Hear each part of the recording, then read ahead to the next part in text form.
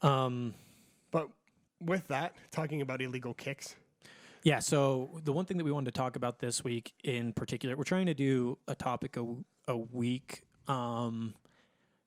just because it kind of actually helps us too. Like, it made me more interested to see what it actually what you could give point deductions for. And I came across something like, 7 things you can get point deductions for. So let's get into the history of point deductions. Obviously, UFC 1, UFC 2, so obviously there was no rules in the first UFCs. The very first point deduction was ever given at UFC 33. I didn't know that. I read that actually today. And also just kind of some background, there are unified rules across all disciplines in the U.S. And the only thing that's different is Bellator and tournament status.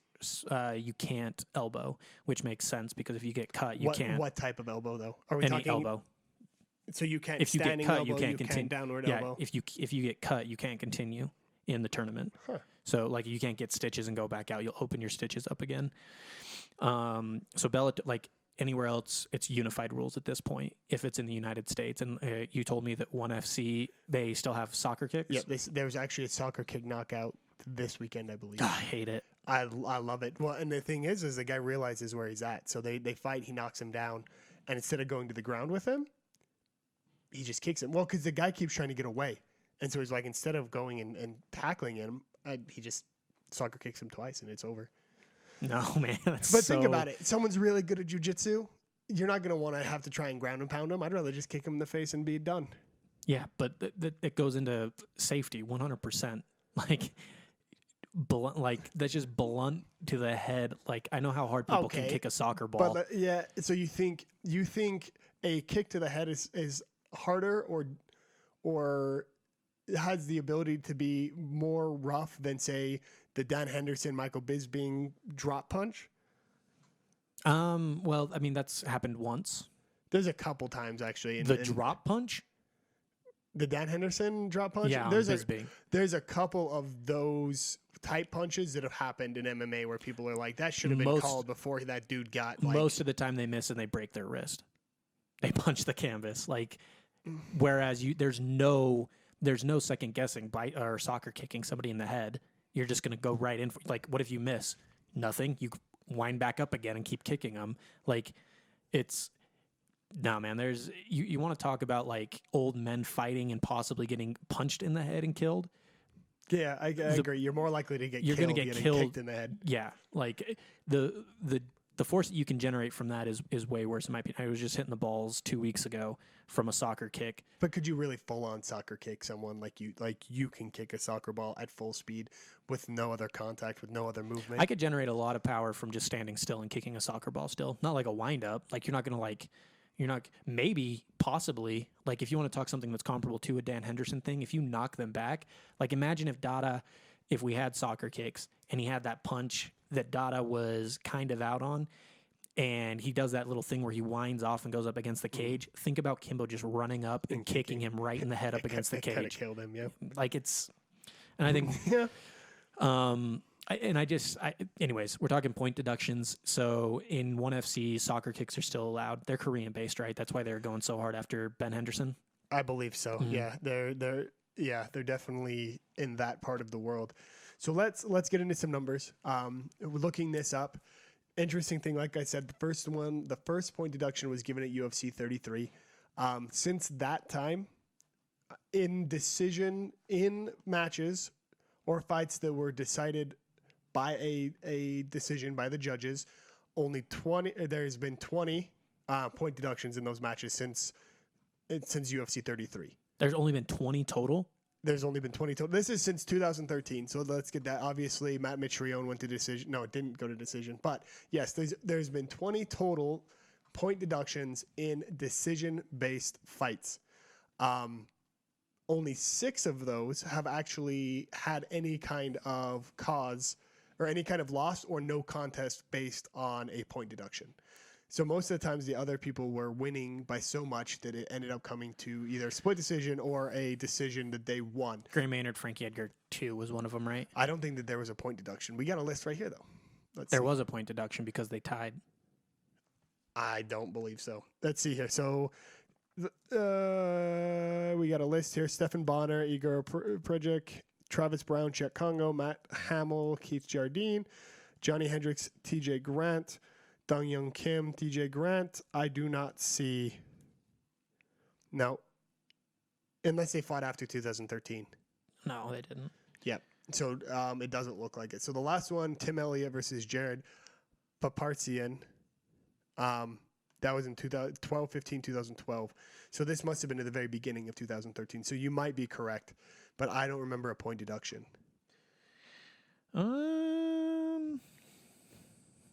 So it's interesting to see Dan Mergliata has never given a point deduction. We have a hold on this. Let's actually. This is bugging me because I swear there was. Maybe it was he had a 10-8 round because there was one where Frankie was like crazy like I think it was just gonzo. Yeah, first round I think. Anyways, I'm sorry. Go ahead. So there was no point deductions between 2003 and 2005. Herb Dean is the leading point docker, which makes kind of sense because he is everyone's favorite ref. He's just a nice guy. John McCarthy, Mario Yamasaki, and Steve Mazzagatti all trail with 4 apiece. Have you ever seen when the refs go back and explain the rules? Mm-mm. That was part of it because they were talking about when Connor was punching Gray Maynard in the back of the head, or not Gray Maynard, excuse me, Dennis Seaver, and he actually wasn't. So they were showing like it's like the ear line back, and he was hitting him like right here, and so. He seems to make it the mohawk they call it. Mm-hmm. Yeah. He seems to make it very clear what's legal and what's not, and that's why I think he's. And I haven't seen other ones, to be fair. I haven't seen other arrests. I tuned into I think the embedded that the UFC did. I watched that one and just saw him explain it to both parties. It's very interesting. So low kicks are the number 1 point deduction out of all of them. Which I think is very interesting. I think grabbing the cage is right up there as well. Well, the thing is like low kicks is. In my opinion, it's so obvious, like when somebody goes low because you see the cup move. Whereas, and this is why I think they should just do it. Like if you poke somebody in the eye, you should have an automatic point deduction because I don't think you can really tell. Like if you're going like this, but then you're also going to have guys start faking it. And that's where I get kind of nervous. So I almost think if it's something like, and I know this was a low blow, but maybe they institute instant replay too. And if you go in, and that's one of the big discussions. I don't see a problem with going in and seeing did he go low against Ken Shamrock, and if he can continue, then put the clock back where it was and go. He should get 5 minutes. So there's 2 ways to look at the instant replay, and I thought about this as well, kind of jumping ahead, but. If you can look at an instant replay, even looking up at the Jumbotron and being like, cool, I can see that there was something or that there was nothing. If there's nothing, you've missed 30 seconds. You take a point away and say there was nothing there. We're taking a point away that's on the list that we'll get into. You take the point away and you keep fighting. If you see something, that person gets 5 minutes. In that 5 minutes, you can review it again. If it's bad enough and intentional enough for a point, take a point. If it was completely accidental, you leave it. With that, I think that's a big thing. Along with that, though, I think actually giving a fighter their full 5 minutes, which is hardly ever done, should be something that should be instituted no matter what. You shouldn't have a referee following them around asking if they're good to fight. I think they have to, because in the rules it states that it has to be ready to go as soon as possible. But they do let them know every time you have 5 minutes. Yeah, I've only heard that every so often. The problem on this 5 minutes. The problem on this one is more the fans. Anytime something like that happens and there's any delay, they just start booing, which makes no sense to me. That's the stupidest shit in the world. That's that person's paycheck. That's their win. That's everything that there is. If with the Matt Mitrione, which is the perfect example, he should have had the opportunity to actually rest, figure out what was going on, talk to his corner. As soon as his eye started to puff up and he got freaking eye poked a second time, there should have been some kind of corner stoppage where his corner could have said, hey, we're doing this as a no contest. we're not going to let you go back out there. We'll just take the no contest or a disqualification, and we'll figure it out after this. But then the MMA community boos that, and everyone says that he's a pussy and that he just didn't which is want to funny because continue he's to in the fight. cage. I think it's the funniest thing to call MMA fighters at all pussies, even if it's somebody that runs and dodges and it's like they're in the cage still. They're there. Like it's just like go in there if you think if you're better. Like there's so much discipline. Like there's so much writing on the line. To say that somebody's a pussy is just the dumbest thing in the world. No, I agree 100%. And it's just interesting to me. Grabbing the cages up there. Like you should only be told once not to grab the cage, and if you touch it again, you should have a point deducted. That one's scary though, just in general, because you could break your fingers. Oh, because usually you put your fingers in the cage when you don't want to get taken down. Mm-hmm. So you're trying to grab onto anything that you can.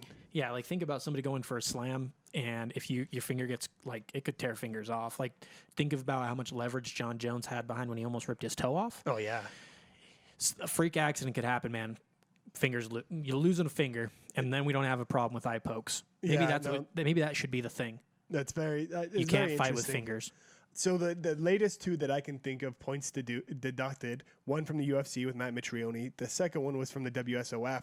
One of the fighters, Muhammad, did not have a professional mouthpiece.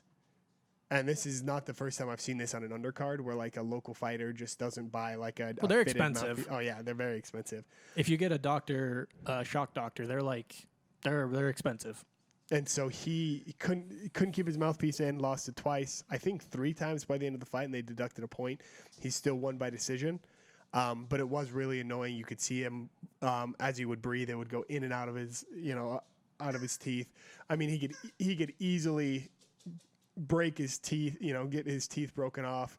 He could have a lot of terrible things happen if he does lose that mouth guard. But they're insured for $25,000 for their teeth. I didn't know that. Those cheap ones, they usually say something like that, which I don't know. I would like to see the fine print on it, but I've bought a number of them for football that they're always like guaranteed $25,000 for. And it's like I highly doubt that they would pay for my dental. And then they'll ask you, well, did you see the stipulation that it said no contact sports?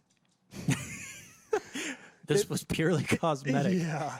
This was for electroshock therapy. We don't know why in the world you were playing sports with it. But we've got a list here as well of the fouls. Obviously, those are the main ones that have always been kind of there. So you have eye pokes, you have low blows, you have grabbing the cage, you have blows to the back of the head. Those are the main ones that we usually see. What are some of the other ones that you remember? I've got the list here in front of me, but do you remember any hilarious ones? Grabbing the shorts, the gloves, swearing at the ref, or profane language to anybody in the cage, attacking a downed opponent or one that's being tended to by the referee. Could you imagine though, someone being attended to by the referee and someone going in and hitting them? Like the worst that we've seen is the after the bell, which is the Paul Daly, and he was booted immediately from the UFC. But anyway, keep going. Did you see the Ronda Rousey one? I didn't notice that. I rewatched that fight when she hit Holly Holmes after the bell. She swung. I didn't know if she actually got her. Did she? I don't know. Holly didn't make too much of a fuss about it, so I'm not going to. I'm bringing it up. But and everyone claims that no one heard it. But I think that happens a lot where people claim that they didn't hear the bell. Well, there was that big one with Paul Harris, wasn't it? No. Well, he's always holding after the bell. That's why he got cut from his last 2 promotions. But no, there was that one. Was it Dwayne that came out? It was the Chad Mendez one where they were fighting. I think it was Conor McGregor or it was Jose Aldo. No, it was the Jose Aldo one. Because he did something illegal to Jose Aldo, and they were saying it was retaliation that Jose Aldo hit him after the belt. And Dwayne was like, no, man. Like, no, we couldn't hear it. It was fine, So, I mean, that one's kind of like ambiguous. If they're being attended to by the referee and you guys... I can't even you get a point deduction for that. No, you get cut. I don't even know why that's in there for point deduction. So here are my favorite ones. Fish hooking. Yeah. Which is one of my favorites. One that the point in any orifice. Yeah. There's one in there that says any orifice. And you ever heard of checking the oil?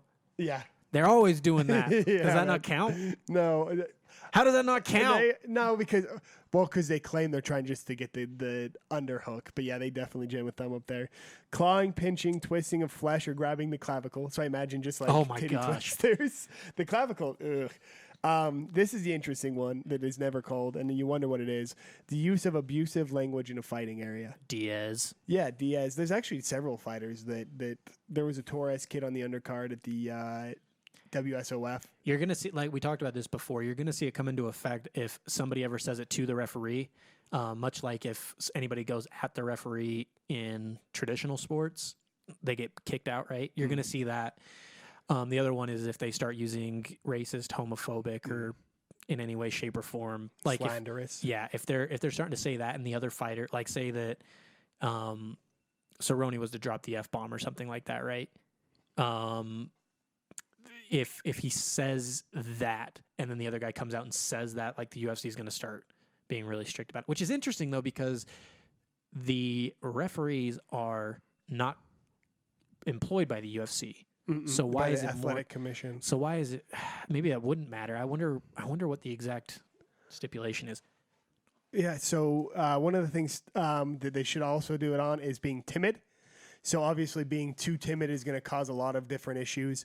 If the fighters aren't actually fighting, I've seen people that have been threatened with this, that you need to fight, especially John McCarthy will tell people, hey, you need to fight. You need to fight. One interesting one is throat strikes. So obviously you can't hit someone directly in the throat intentionally or grab their trachea. Which is interesting to me because what's known as the raper's choke is not against the rules. I thought that was. Which is not. So you can't grab the trachea, which is just a fall-on grab. Or punch him in the throat. Or punch him in the throat. Deliberately punch him in the throat. Well, because you imagine what do you learn as a kid? If anyone ever attacks you, just jam them right in the throat or hit their nose through their skull. Those are like the two like defense things that little. Well, they have the acronym for the women. It's like the foot, groin, and then the throat, right? Isn't that the thing? Like you stomp knee or elbow or knee in the groin and then go to the throat. But you can foot stomp, which I think is stupid. Blatant disregard to referees' rules. I've watched a Brazilian get yelled at for that, where he was like, "You got to listen to me. If you don't listen to me, I'm going to deduct a point." And I think I've actually seen a point deducted, where there's a Brazilian acting like they didn't understand what the ref was saying for so long that he was finally like, "Nope, I've told you like 5 times. We're not dealing with this any longer." So this is the thing that I wanted to discuss on this is how we think it should be implemented. Mm-hmm. I think pretty much it should be open for a first-time offense. It can be deducted, like a point can be deducted, especially if there's impairment that comes, so low blow or eye gouging. If there's impairment that happens in any way, shape, or form, I think they should automatically get a point. I think that if you started deducting points instantly for eye gouges, it would stop. Mm-hmm. It would stop. And if it didn't, it's the same people that continually eye gouge. John Jones, Travis Brown. How many times does he eye gouge though? I think he got Glover Teixeira twice. I think in almost every John Jones fight, there's at least one eye poke. No. Unless they don't go one round like Lyoto Machida. No. Glover Teixeira, he got twice. Well, and Jones isn't trying to keep Machida at distance. They're both just like circling. Yeah, but it is that. Joe Rogan actually talked about this after the Matt Mitrione fight, and he said any eye poke should be an immediate deduction. And his words more or less were, if you take something from them, if you take something from one opponent, which is the eye gouge, then something needs to be taken from the other opponent, which is the one who delivered the eye gouge. Going low blows are interesting to me because I don't think it affects your performance. It does immediately, but I think you can shake it off. Well, I mean, literally, like I said, I was hit super hard. I was playing keeper, and oh my gosh, it hurt so bad. And I needed a couple minutes, but the game didn't stop for me. And I was fine after a few minutes. So this is saying we're at an hour. Yeah, we're killing it right now. Yeah. Anyway, sorry, keep going. So I don't know if immediately point deduction for that. Give them their time. If there's constant infringement, yes. I think eye gouges, though, unless... I think that there also should be a review if there is time taken to see if they were faking it or not, because I don't want it to start being that there was an eye gouge, people holding their eye because somebody I don't know.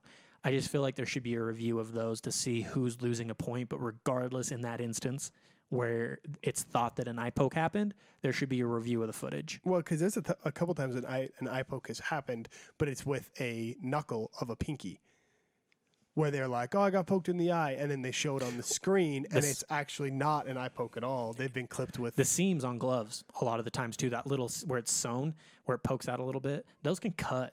Those are like going that quick. Let's talk about gloves real quick. Let's do it. Just briefly. So I was looking at the difference between the Pride gloves and the UFC gloves because a lot of people say, hey, there were no eye pokes in Pride. One of the reasons that they claim that there were no eye pokes in Pride is because of the curvature of the glove in Pride was actually more, it would actually bend at the knuckles more. So you couldn't fully extend your fingers like you can in the UFC gloves. One of the major complaints was the jiu-jitsu guys and the judo guys were claiming they couldn't grip as well with those gloves. However, with the UFC gloves, because you can fully extend your fingers, a lot of people are saying that that's where the eye pokes start, and that what they should do is go back to the Pride type gloves where you can. I disagree. I disagree too. I didn't really necessarily like the Pride gloves, but a lot of people do. I mean, it's something to look at, but I disagree. Again, I think it's more deductions. I think if, regardless, in that instance, that somebody's claiming eye poke, somebody's losing a point, you're gonna have people not pretend, and you're gonna have people like stop doing open palm things or open fist, which I don't think you should do anyway. I mean, you're setting your distance to a point, but if you ever put an open hand to towards someone's face, what do you expect to happen? That's a little different, but open anytime, like, because like if you're blocking a jab, like your hand's open, because you have more surface area. I'm just saying, like, there are times when it should be open, in the face open, not standing up. And like, John Jones is like the number one person for putting your freaking extended fingers in somebody's face. And I mean, the oblique kick's so effective anyways. Why are you using... You can blow their knee out. You don't need to gouge their eyes. The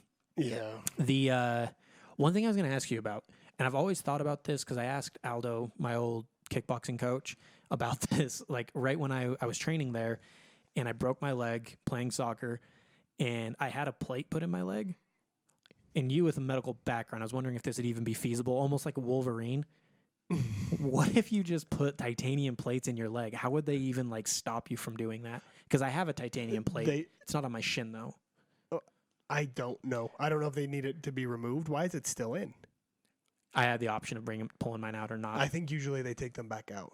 And I think the athletic commission would look into you. Because I asked Aldo, and I was like, well, what if it was on my shin bone? Because he was like, oh, it was a good thing it wasn't your tibia. And I was like, well, what if it would have been? And it been right on the face of it. And I wouldn't even need to body armor myself. I could just use titanium to kick people. And he's like, just shrugged his shoulders. He's like, I was like, there's no check for that. And he's like, They would have to have an athletic commission check, is what I would guess, but I don't know. But what they will do, though, the Muay Thai guys they'll do body hardening, and they'll hit sticks on their legs. Or they'll kick trees, yeah, poles. But can you imagine not having to do that and just being like, I'm just going to take a little surgery?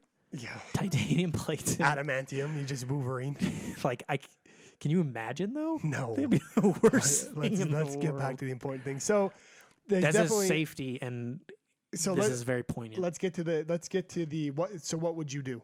You wouldn't do an immediate point. You would do some kind of replay system what? For a foul. If it's blatant, you can take a point Right off the bat? Yeah. I think regardless, in the event of an eye poke, you take one. Somebody's losing a point. The guy that got poked in the eye, his face shouldn't have been there. He should have moved faster. Well, he's either faking it or he was poked in the eye. And and so the review, and I almost think maybe, and I know that the way that they have it set up is the one guy that decides. They don't have it split up too much as the judge, or excuse me, the referee. The referee. The judges do not take points away. It's administered by the referee. But I almost think maybe have another referee on hand that actually can look at the footage. So like a sideline ref that can watch the footage and tell. And so they're looking at the footage and the replay to see. But then you got to pay that guy. So, no, I know, but I'm just saying, I'm devil's advocate, but I agree with you. It can be one guy that's there all night that's reviewing, that can review him if needs be. And it should be from the opposing camp. Yeah, whoever's the opposing camp. He should look at the tape. But no, I think that in the event of an eye poke and then low blows, they can also be reviewed to a certain extent if they're claiming it. I mean, like I said, it's I think a little bit more obvious because you see the whole you see the whole cup go up, you know? You can see within a very short amount of time. And of course, obviously, that's the referee for making sure that he's in the right positions to see what he can.